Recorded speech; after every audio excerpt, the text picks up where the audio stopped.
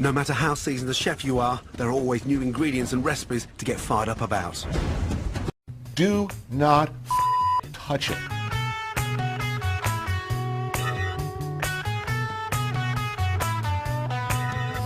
And here's maybe the most overlooked feature or factor in the success or failure of a steak, particularly a thick steak, but it's true of all meat. This magical period immediately following its removal from the heat, it should rest on the board, meaning sit there at room temperature for 5 to 7 minutes, at which point stay away from it. Don't touch it. Don't poke it. Don't slice it to look inside. I'm going to find a good hot sizzling either grill or pan, get a good crust and sear on the outside. You want to finish it either in the oven or all the way on the grill.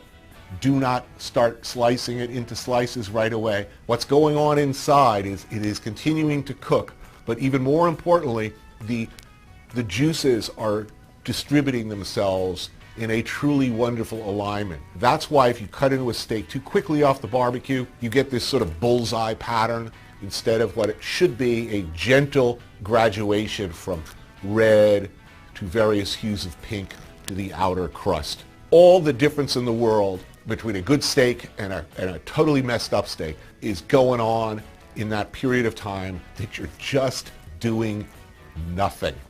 Nothing. And then just let it sit. Don't wrap it in foil. Don't cover it. Don't poke it. Don't prod it. Don't even look at it. Just let it sit there. Leave it alone. Again, mature steaks. And as always, I'll make my paste and my seasoning. So with the beef, we'll use the beef cube. Tiny bit of olive oil in that to make that paste. It's approximately half a cube of steak. Right, the guide to cooking a perfect steak. Hot pan. The secret here is to make sure that we literally sear the steak and not boil it. Season it first. Beautifully done. Get some nice large grains of pepper, so you got a nice bit of heat. Mop up all that seasoning and sort of push in. The four most important parts to make sure you take them out of the fridge 20 minutes before you actually start cooking them. Cooking a steak, that's... Just mix that in. And so what we're going to do is we're going to seal the steaks so they're pink, medium rare. I was taught years ago to season steaks with salt and pepper. And one day, my fascination for stock cubes, I thought, let's make a paste. And that's what I did. Stone cold in the centre, you're going to have to overcook it on the outside. Pan's just started smoking. Touch of oil in, roll that round, and then just lay the steaks away, always away from you, and let the pan do the work. I made a paste. I tried it. I seasoned one steak with salt and pepper, and one steak with the seasoning paste. And the seasoning paste works better every time. That's the kind of noise you want to hear in the pan every time. That nice sear. Again, pair of tongs. So we need a very hot pan to create that caramelization. So what we're going to do is seal the steaks, caramelize them, seal them on the plate.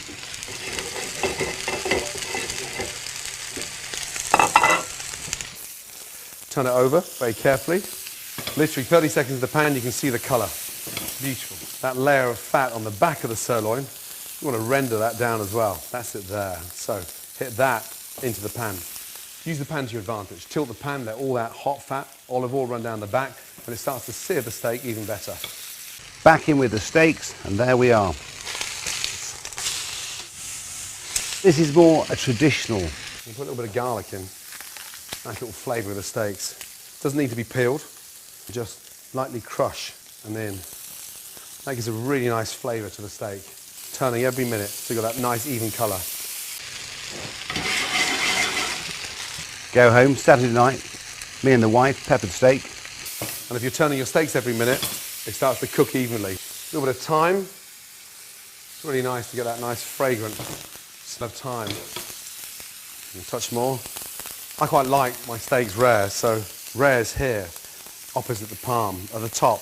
Medium is there, and well done is at the top of your wrist. You glass with some Worcester sauce, bit of cream, and it's delicious. But little knobs of butter. And this is where the steak starts to take on a completely different flavour. Tilt the pan, then just baste the steaks. That fried thyme, that garlic. Nothing's burning, and that's why we started off with olive oil. And so we'll take these out. So there's our steaks.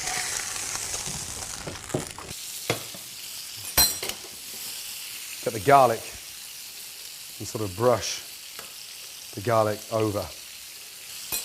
Off with the gas. Generous amount of Worcester sauce, and then just add some cream, some green peppercorns, optional. Put the steaks back in. Take them out. Beautiful. Let them rest. And off. And then from there, slice. Rare, going on to medium rare. Delicious. And there's steak au poivre. There we are.